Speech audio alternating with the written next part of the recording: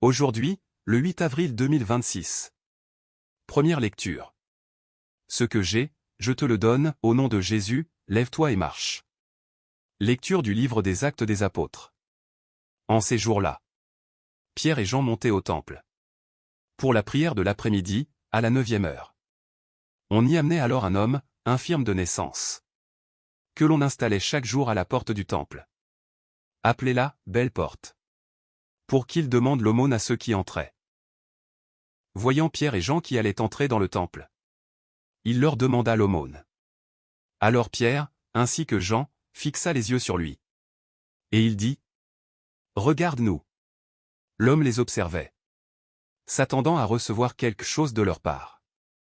Pierre déclara : De l'argent et de l'or, je n'en ai pas. Mais ce que j'ai, je te le donne. Au nom de Jésus-Christ le Nazaréen. Lève-toi et marche. Alors, le prenant par la main droite, il le releva.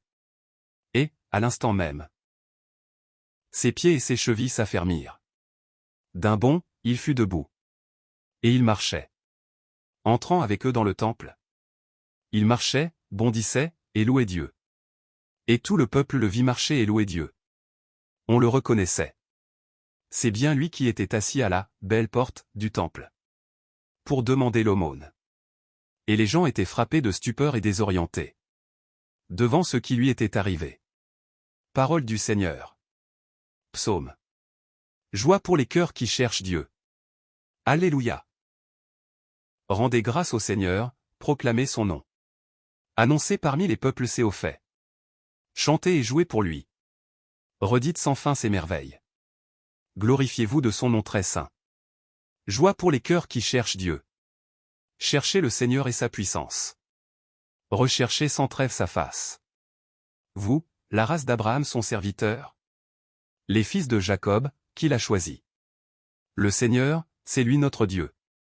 Ses jugements font loi pour l'univers. Il s'est toujours souvenu de son alliance. Parole édictée pour 1000 générations. Promesse faite à Abraham. Garantie par serment à Isaac. Évangile. Il se fit reconnaître par eux à la fraction du pain. Alléluia. Alléluia. Voici le jour que fit le Seigneur. Qu'il soit pour nous jour de fête et de joie. Alléluia. Évangile de Jésus-Christ selon saint Luc. Le même jour, c'est-à-dire le premier jour de la semaine, 2 disciples faisaient route vers un village appelé Emmaüs, à 2 heures de marche de Jérusalem. Et ils parlaient entre eux de tout ce qui s'était passé. Or, tandis qu'ils s'entretenaient et s'interrogeaient, Jésus lui-même s'approcha, et il marchait avec eux. Mais leurs yeux étaient empêchés de le reconnaître. Jésus leur dit : De quoi discutez-vous en marchant ? Alors, ils s'arrêtèrent, tout tristes. L'un des deux, nommé Cléophas, lui répondit : Tu es bien le seul étranger résidant à Jérusalem, qui ignore les événements de ces jours-ci. Il leur dit : Quels événements ? Ils lui répondirent : Ce qui est arrivé à Jésus de Nazareth. Cet homme qui était un prophète, puissant par ses actes et ses paroles, devant Dieu et devant tout le peuple. Comment les grands prêtres et nos chefs l'ont livré. Ils l'ont fait condamner à mort et ils l'ont crucifié. Nous espérions que c'était lui qui allait délivrer Israël. Mais avec tout cela, voici déjà le 3e jour qui passe depuis que c'est arrivé. À vrai dire, des femmes de notre groupe nous ont remplis de stupeur. Quand, dès l'aurore, elles sont allées au tombeau, elles n'ont pas trouvé son corps. Elles sont venues nous dire qu'elles avaient même eu une vision. Des anges, qui disaient qu'il est vivant. Quelques-uns de nos compagnons sont allés au tombeau. Et ils ont trouvé les choses comme les femmes l'avaient dit. Mais lui, ils ne l'ont pas vu.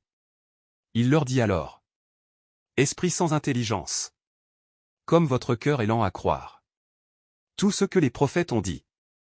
Ne fallait-il pas que le Christ souffrit cela pour entrer dans sa gloire ? Et, partant de Moïse et de tous les prophètes, il leur interpréta, dans toute l'Écriture, ce qui le concernait. Quand ils approchèrent du village où ils se rendaient, Jésus fit semblant d'aller plus loin. Mais ils s'efforcèrent de le retenir. Reste avec nous, car le soir approche et déjà le jour baisse. Il entra donc pour rester avec eux. Quand il fut à table avec eux, ayant pris le pain, il prononça la bénédiction. Et, l'ayant rompu, il le leur donna. Alors leurs yeux s'ouvrirent, et ils le reconnurent. Mais il disparut à leur regard.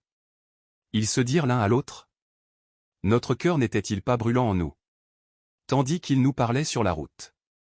Et nous ouvrait les Écritures. À l'instant même, ils se levèrent et retournèrent à Jérusalem. Ils y trouvèrent réunis les 11 apôtres et leurs compagnons, qui leur dirent: Le Seigneur est réellement ressuscité. Il est apparu à Simon-Pierre. À leur tour, ils racontaient ce qui s'était passé sur la route. Et comment le Seigneur s'était fait reconnaître par eux. À la fraction du pain. Acclamons la parole de Dieu, nous rendons grâce à Dieu.